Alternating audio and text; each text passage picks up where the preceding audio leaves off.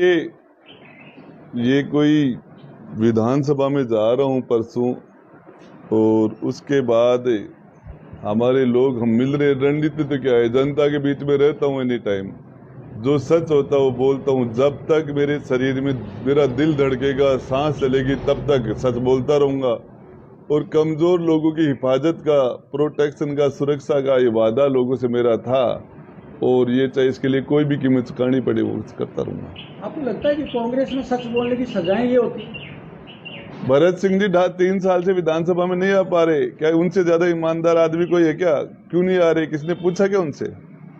तो भ्रष्टों की पार्टी है क्या कांग्रेस? देखिए, ज्यादा पता नहीं भ्रष्ट का और ईमानदारी की बात, लेकिन भरत सिंह जी बार बार प्रश्न कर रहे हैं हिंदुस्तान, राजस्थान की विधानसभा में उनसे ज्यादा कोई ईमानदार आदमी है क्या? 3 साल से विधानसभा के अंदर आ ही नहीं रहा वो व्यक्ति। किसी ने पूछा क्या?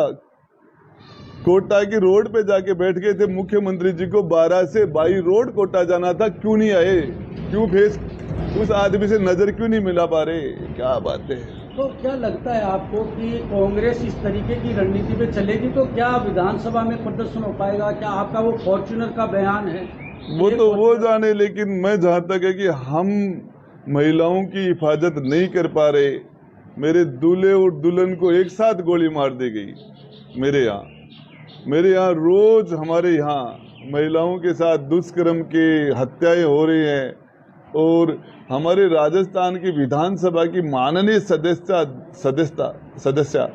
वो दिव्या मदेरणा जी ने कहा कि मेरी जान को खतरा है, मुझे बचाइए, और उसके बाद में उन पर हमला हो जाता है और वहाँ पुलिस नहीं पहुँचती और बड़ी मुश्किल से लोग उनको वहाँ से निकालते हैं। कहाँ है इसका? तो ये पुलिस का क्या मानते हो, रोल क्या होना चाहिए, क्या हो गया? पुलिस का काम तो है FIR लिखने के पैसे लेती है, नाम काटने के पैसे लेती है, मुकदमे में FR लगाने के पैसे लेती है, और वो तो मोटरसाइकिल वालों से, गाड़ी वालों से रात को उनको तो बेचारों को मंथली लेने में, और उसी में उनको टाइम नहीं मिलता। मुख्यमंत्री जी को अपनी कुर्सी बचाने में टाइम नहीं मिलता, तो फिर ये जनता का क्या होगा? तो सर, आप जैसे कांग्रेस का आप बर्खास्त आपको मंत्री से कर दिया है, आगे आपका चुनाव को लेकर के कौन सा दल प्राथमिकता रहेगी? साहब कोई दल नहीं है, मैं तो आपको बताऊं, ये जनता जो कहती है वो कर लेता हूँ। 3 चुनाव इस जनता ने उदयपुर वाटिका ने हमें विधानसभा में भेज दिया, कोई दल वल नहीं था, और ये जनता चाहेगी तो चले जाएंगे, नहीं यहाँ जब तक जिंदा रहूंगा यही करता रहूंगा, इसके अलावा और कोई काम मुझे आता ही नहीं है।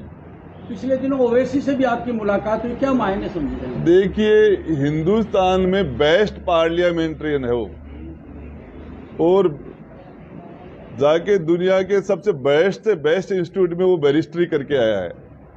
और यदि कोई भी लोकतांत्रिक तरीके से कोई नेता चुन के आता है लोकसभा में, 1 बार नहीं, 2 बार नहीं, 4 बार, तो उस नेता से मिलने में कहाँ दिक्कत है? मैंने किसी आतंकवादी से तो कोई मुलाकात की नहीं। लोकतांत्रिक तरीके से जीत के आते हैं, अपने लोगों की बात उठाते हैं, उससे हम विधानसभा में, लोकसभा में नेता आपस में मिलते रहते हैं, इसका क्या है? तो ये जो वातावरण चल रहा है, इससे कांग्रेस का सरकार का रिपीट का जो दावा गहलोत जी कर रहे हैं, क्या मानते हो? गहलोत जी कभी रिपीट कर पाए थे क्या? 2003 भी रिपीट कर पाए, 13 में कर पाए, 2003 में तो गहलोत जी की उम्र 52-53 साल थी, जवान थे। उस टाइम उनसे रिपीट नहीं हुआ, फिर 63 साल की उम्र में रिपीट नहीं हुआ, तो अब तो गहलोत जी 73 के हो रहे हैं, तो अब रिपीट वाला तो मामला तो अब है, बाकी जनता जनार्दन है। अच्छा, क्या लगता है कि रिपीट के लिए कांग्रेस को क्या फार्मूला देना चाहेंगे अगर आपसे पूछे तो?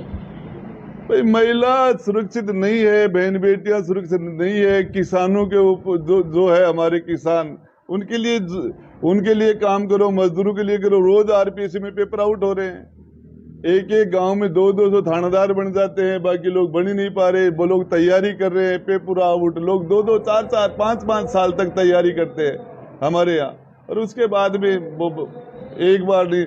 RPSC का मेंबर जो मुख्यमंत्री की कलम से मेंबर बनता है, वो पेपर बेचता है, लाखों में पेपर की रेट लगती है। सारे मेंबर तो बच्चों में कुंठाई आ रही है। मेरे विधानसभा क्षेत्र में पिछले 3 महीने में कम से कम 30-35 लड़के आत्महत्या करके मर चुके, बेरोजगारी से तंग आके। 30-35 अभी बता रहा हूँ। 18 साल का बच्चा रिंगस के अंदर, मेरे पचलंगी का 18 साल का बच्चा ट्रेन से कट कर मरा था। और फोन के ऊपर बात कर रहा था मेरी मम्मी पापा का ध्यान रखना, और मैं आर्थिक तंगी से आके और मैं आत्महत्या कर रहा हूँ, और ट्रेन की सीटी बजती है, बच्चा कट जाता है। अभी उसके बाद में भी मेरे जहाज के अंदर 18-20 साल का बच्चा फिर मर गया। रोज बच्चे आत्महत्याएं कर रहे हैं। क्या बात करते हो, हमें शर्म की बात है। तो क्या लगता है कि सचिन पायलट का अब क्या रोल मानते हो आप? सचिन पायलट के लिए काफी पिछले दिनों से उसके साथ थे उनके। तो साहब मैं इसकी परवाह नहीं करता, मेरे कौन क्या रोल करता है क्या नहीं। पायलट साहब मैं जहाँ तक समझता हूँ उन्होंने बिहार के अंदर, यूपी के अंदर, राजस्थान के अंदर, राजस्थान से बाहर कांग्रेस के लिए मीटिंगें की हैं, कांग्रेस के लिए खून पसीना बहाया है। लगभग 20 साल से पायलट साहब खुद कांग्रेस में काम कर रहे हैं। उससे पहले उनके पिता राजेश जी पायलट साहब ने काम किया था। अब वो आदमी 21 सीटों से आपको 99-100 सीट कर देता आपकी, तो वो तो निकम्मा। और 200 सीट की जो 21 सीट कर देता है वो काबिल। तो ये बातें। अभी पिछले दिनों चेयरमैन बनाए गए हैं गोविंद सिंह डोटासरा, क्या लगता है कि साहब डोटासरा जी के बारे में ज्यादा कुछ नहीं कहना चाह रहा, सारे बच्चे जानते हैं और ये कहते हैं कि डोटासरा जी के घर में जन्म हो जाए या उनके रिश्तेदार बन जाए तो सीधे आरएस बन जाएंगे, ऐसी चर्चा बच्चों में है। आप क्या मानते हैं? अब साहब मैं तो हमारे साथी है और उनके बारे में मैं ज्यादा कुछ भी नहीं कर। डोटासरा जी के पास है भी क्या, सारा खेल तो मुख्यमंत्री जी के पास है। डोटासरा जी का कठपुतली है क्या? साहब गृह मंत्री वो हैं, वित्त मंत्री वो हैं, प्रदेश अध्यक्ष उनके बिना क्या करेंगे।